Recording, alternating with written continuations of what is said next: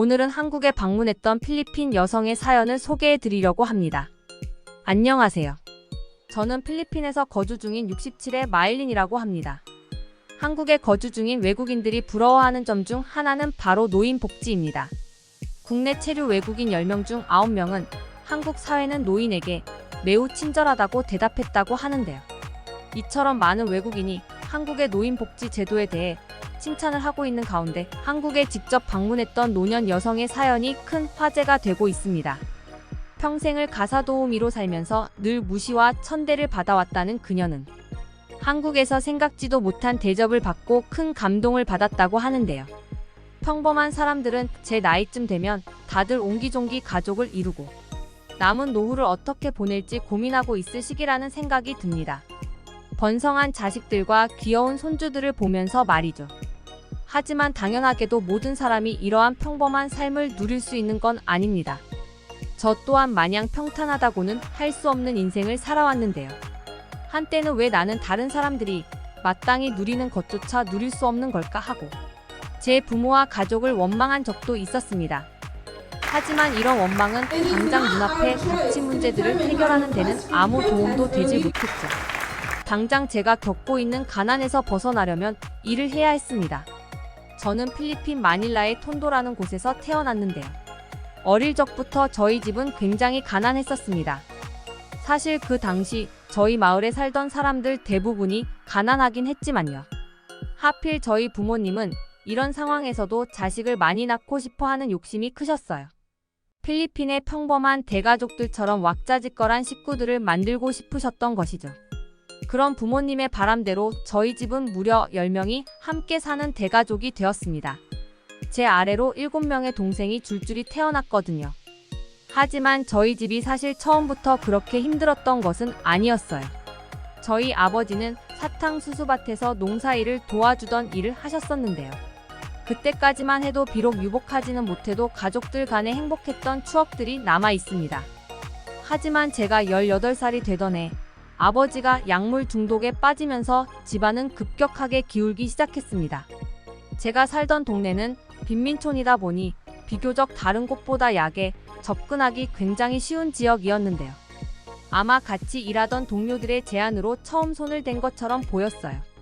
중독이라는 게 얼마나 무섭던지 아버지는 몇 년 새에 순식간에 무기력한 인간으로 돌변해 버렸습니다. 생활비는 균형 동생들 먹일 밥값조차 벌어오지 못했고요. 돈이 생긴다 한들 전부 다른 곳에 탕진하고 말았죠.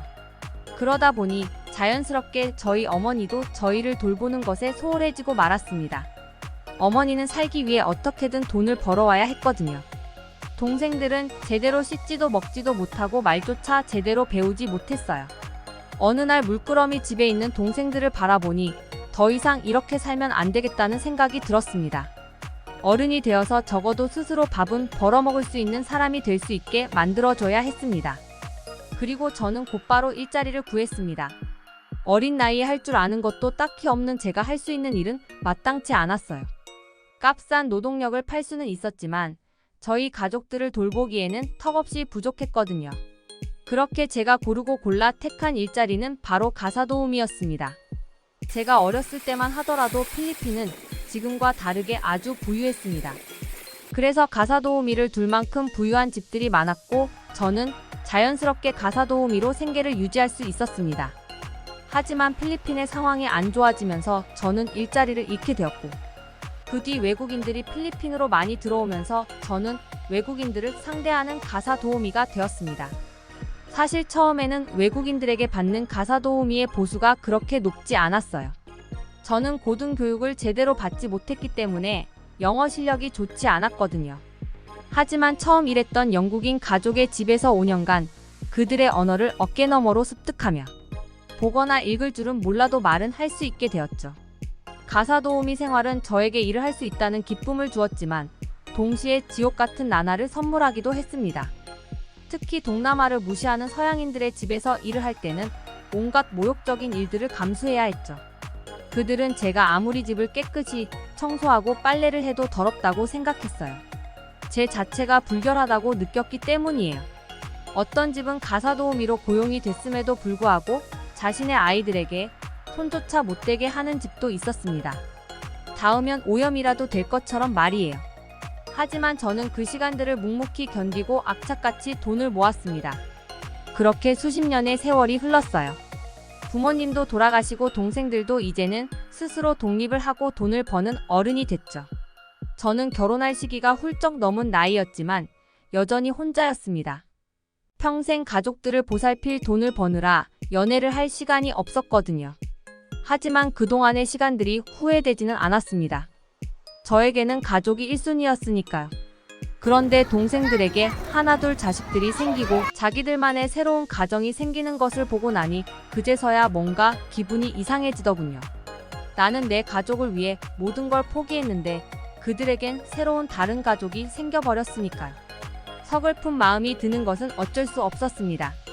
그렇게 악착같이 하던 일들을 서서히 줄이고 마지막으로 가사 도우미를 하기 위해 들어간 집이 바로 어떤 한국인들의 집이었습니다. 그들은 젊고 발랄한 부부였고 필리핀에서 음식 사업을 하는 사람들이었어요. 사장님의 이름은 민준이었고 사모님의 이름은 진이었습니다. 그리고 둘 사이에는 갓 태어난 딸이 한 명 있었는데요. 커다란 눈망울이 매력적인 아이의 이름은 현서였어요. 처음 그 집에 들어갔을 때 저는 그들 부부에게 곁을 내주지 않았습니다. 그동안의 경험을 바탕으로 저를 고용하는 외국인들의 심리를 아주 잘 알고 있었거든요. 그들에게 인간적으로 다가가려고 하면 돌아오는 것은 늘 하대였습니다. 오히려 적당한 선을 지키고 공적으로 대하는 것이 저를 지키는 일이었습니다. 하지만 민준과 진이는 굉장히 신기한 부부였습니다. 이렇게 제가 날이 선 채로 행동을 해도 자꾸만 저에게 다가오는 것이었습니다. 어느 날은 저에게 한국의 잠옷을 선물해주고 싶다며 알록달록한 잠옷을 주었고, 또 어느 날은 제게 한식을 맛보여주고 싶다며 직접 요리를 만들어 주었습니다. 희진이 만들어준 요리는 한국식 돼지고기 요리인 갈비찜이었는데요. 손질을 잘못해서 아주 퍽퍽하고 질긴 요리였습니다. 솔직히 말해서 그렇게 맛없는 요리는 처음 먹어봤어요. 그런데 이상하게 그 음식이 싫지 않더군요. 부부의 딸인 현서는 혼자 있는 것을 참 싫어하는 아이였는데요. 칭얼댈 때마다 부부는 네가 좋아하는 마일린 할머니에게 가봐 하며 저에게 현서를 안겨주었어요. 그러면 현서는 언제 그랬냐는 듯 울음을 뚝 그쳤습니다. 참 신기한 일이었어요. 다른 집에서 가사 도우미를 할 때는 아이는 균형, 아이가 먹는 음식조차 손을 못 대게 하는 경우가 많았거든요. 그런데 이 한국인 부부는 너무 자연스럽게 저에게 아이를 맡겨주었습니다. 현서가 저를 너무 좋아한다면서요. 이들 부부집에 있으면서 저는 그동안 상처받았던 마음이 서서히 치유되는 듯한 느낌이 들었습니다. 저를 한 명의 인간으로 봐준 사람은 그들이 처음이었거든요. 저는 며칠간 희진이 만들어주었던 한국식 갈비찜의 요리법을 공부하기 시작했어요. 한국에 한 번도 간 적이 없어서 무슨 맛인지는 모르지만 비율만 일정하면 비슷한 맛이 날 거라고 생각했죠. 그리고 희진에게 갈비찜을 만들어 주었습니다. 그날 희진은 한국의 엄마가 해주었던 갈비찜 맛과 똑같다며 저를 보고 활짝 웃었어요. 그리고 자기를 위해 요리법을 공부한 것에 대해 큰 감동을 느낀 것처럼 보였습니다. 그녀 앞에서 말은 못했지만 사실 저도 그날은 희진이 마치 제 딸 같다는 느낌이 들었습니다. 딸을 낳아본 적도 없는데 말이죠. 어느 날은 무척이나 많은 비가 왔던 날이었는데요. 늦은 시간이 되도록 민준과 진이가 집에 돌아오질 않는 거예요. 저는 현서를 달래며 걱정되는 마음으로 그들 부부가 오기만을 기다렸습니다. 그리고 그들이 집에 도착을 했는데요. 저는 그날 부끄러운지도 모르고 펑펑 울고 말았답니다. 바로 민준과 진이가 저를 위한 생일 케이크를 들고 왔거든요. 한국식 케이크를 어디서 구해야 하는지 몰라 돌아다니다가 늦었다고 하더라고요. 머리카락이 흠뻑 젖어놓고도 웃고 있는 부부의 모습을 보자 울컥 눈물이 쏟아져 나왔습니다. 그들과 보낸 7년 동안 저는 참 소중한 추억들을 가득 얻게 되었어요. 하지만 언제나 함께 있을 수는 없는 법, 저희에게도 이별의 시간이 찾아왔습니다. 바로 그들 부부의 사업이 코로나로 어려워지면서 필리핀에서 철수를 하고 한국으로 돌아가야 한다는 것이었죠. 저는 슬픈 마음을 감출 수가 없었습니다. 그동안 너무나 정이 많이 들었거든요. 그들 부부와 현서 또한 저와 헤어진다는 것이 믿기지 않는 눈치였어요. 하지만 저는 필리핀에 남아야 했습니다. 이곳이 제가 태어난 곳이니까요. 희진은 떠나는 날 저의 손을 붙잡고 이야기했어요. 코로나가 끝나고 상황이 괜찮아지면 꼭 자신들이 사는 한국으로 놀러 오라고요. 그들 부부는 저에게 오랫동안 성실히 일해주어서 고맙다며 퇴직금도 챙겨주었습니다. 아마 이후 제가 일자리를 구하지 못할까 봐 염려가 되어서였겠죠. 그렇게 그 가족들과 이별을 하고 몇 년이 흘렀습니다. 얼마 전 오랜만에 희진에게 연락이 오더군요. 이제는 한국에 놀러 올 때가 온 것 같다면서 말이죠. 저는 희진이 저를 잊지 않고 상황이 나아지자마자 바로 연락이 온 것에 대해 큰 감동을 받았습니다. 그리고 한국에 가기로 약속을 했죠. 사실 그것은 저에게 큰 마음을 먹은 여행이었어요. 혼자 해외여행을 해본 적도 비행기를 타본 적도 없었거든요. 하지만 그 가족들을 다시 보고 싶다는 마음 하나로 한국으로 가게 되었죠. 오랜만에 만난 민준과 희진은 여전히 밝고 다정했습니다. 공항에서 저를 발견하자마자 신이 나서 뛰어오더군요. 꼬마 아이였던 현서는 몇 년 새에 키가 자란 모습이었습니다. 필리핀 할머니 하며 저에게 안겨오는데 그 모습이 어찌나 귀엽던지요. 그렇게 저는 희진의 가족들과 여행을 하기 시작했습니다. 처음 가본 한국은 정말 놀라운 곳이었어요. 화려한 건물과 사람들, 깨끗한 도시, 밤길을 걸어도 안전한 치안. 제가 나고 자란 마을과는 비교도 안 되는 도시였습니다. 가사 도우미를 하면서 필리핀의 호화로운 집에도 몇 번씩 살아봤지만 한국의 건물들은 느낌이 전혀 달랐어요. 저는 난생 처음으로 마치 귀한 손님이 된 듯한 대접을 받으며 한국의 곳곳을 돌아다녔습니다. 가장 기억에 남는 것은 희진이 데려간 갈비찜 집이었는데요.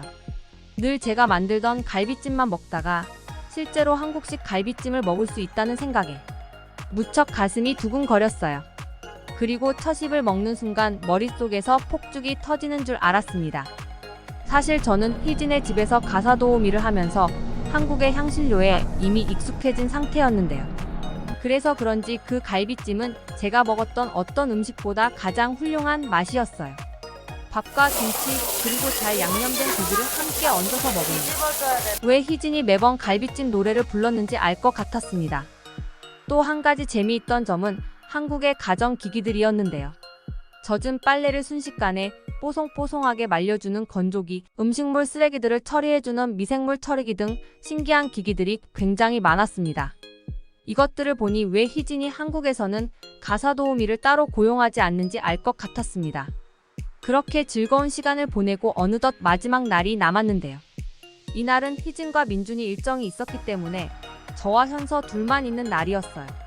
희진이 저에게 현서와 함께 가고 싶은 곳에 쓰라며 카드를 주는 것이었습니다.